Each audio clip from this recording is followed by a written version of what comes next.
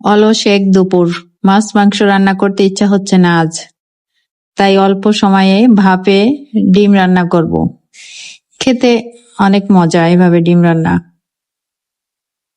প্রথমে একটা বাটিতে আমি বাটার দিয়ে বাটিগুলো ব্রাশ করে নিব। এরপর এক এক করে ডিম ভেঙে বাটিতে দিব। এখন একটা প্যানে উপর একটা তাওয়াল দিয়ে তার ভিতর পানি দিয়ে বাটিগুলো বসিয়ে ঢাকনা দিয়ে ঢেকে দিব 8 মিনিট। 8 মিনিট পর আমার ডিমগুলো সিদ্ধ হয়ে গেল। এখন একটা কড়াইতে তেল পেঁয়াজ কুচি দিয়ে ভেজে নিব। এখন দিয়ে দেব টমেটো কুচি, আদা রসুন মরিচ পেস্ট, হলুদ লবণ দিয়ে ভালো করে মশলাটা কষিয়ে নিব।